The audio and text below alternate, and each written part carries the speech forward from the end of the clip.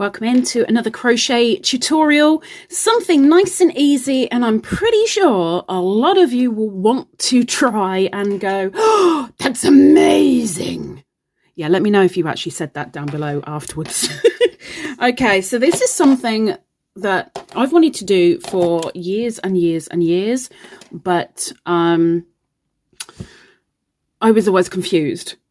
But one of the subscribers sent me an email when it came to joining my subscriber squares with a tutorial of this.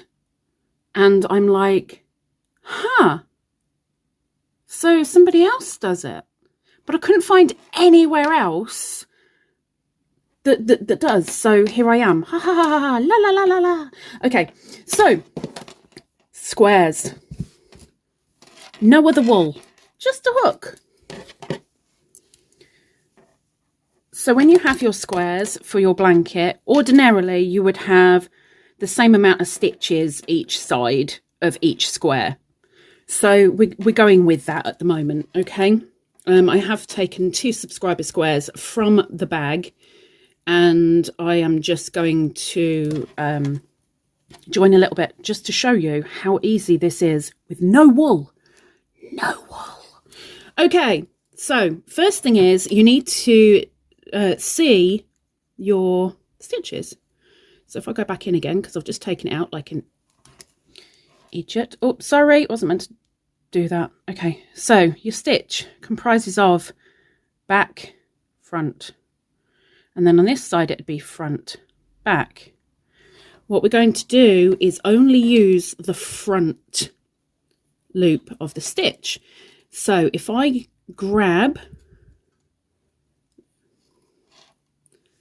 the front of this one and the front of the white and bring that white through the front of the blue. Now I've got a white on my hook, so I want a blue. So I'm going to the front of the loop, bringing it through the white. Now I've got blue, I want to go over and do a white. So on the front, now when I say front and back, what I mean for that is the loops that are closest to each other are the front. The ones that are further apart are the back. And we're only doing this in the front loops. So I've got a white on my hook. I'm going into the front loop of the blue. Of course, a lot of people will also be doing granny squares that are the same colouring. I'm literally showing you 2 completely different colours so that you can see what's going on, or hopefully see what's going on. So you've got the front loop of the blue. So now I need a front loop of the white. Oh, no, I don't. I need to bring that blue through the white. Oh my gosh. Lisa, pay attention. Bring it through the white. Oops. Like so. Now I've got the blue. Now I go for the front of the white and bring the white through. Now I've got the white. You guessed it, I'm going for a blue. You literally go backwards and forwards. Of course, when it's your work, you know which square is which. If they're the same colour, just pay attention to which square you're grabbing, because first you're grabbing one square, then you're grabbing the other, and then you literally just go side to side to side to side,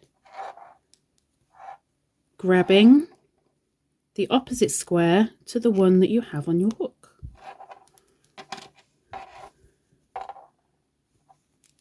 And you end up with a flat join.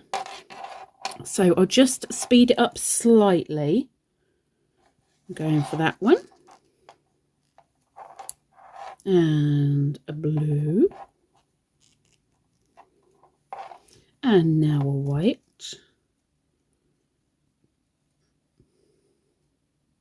She says, I'm speeding it up. Yeah, I'm just as slow.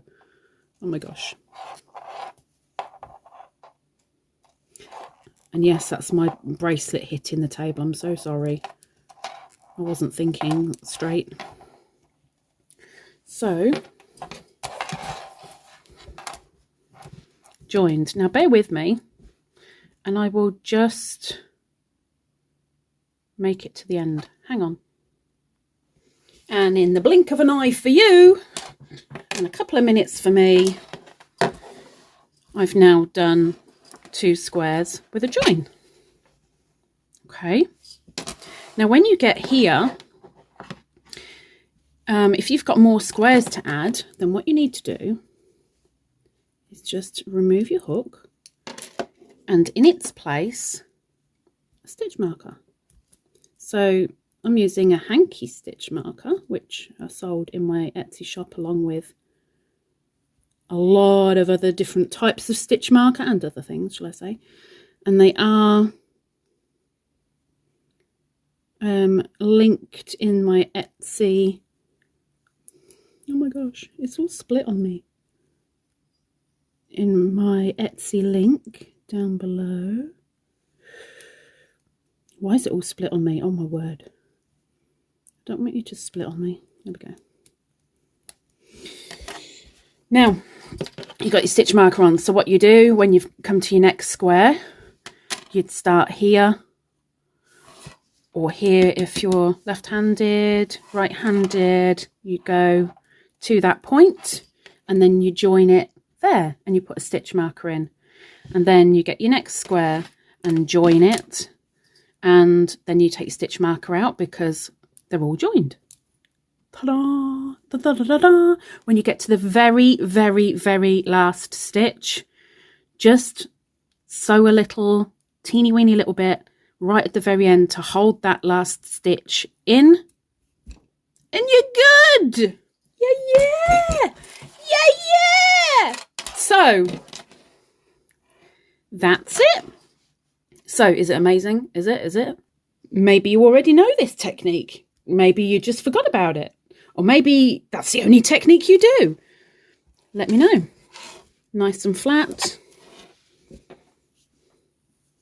When the squares are the same colour, you can't see the join at all, so it becomes an invisible join. No extra wool. Bonus! Anyway, fancy giving it a go? Maybe you will. And maybe I will see you next week, especially if you are subscribed, which is down below and completely for free. You will see me next week, should you choose to. And hopefully I will be there too, because that will be very handy. So take care all. See you soon. Bye-bye.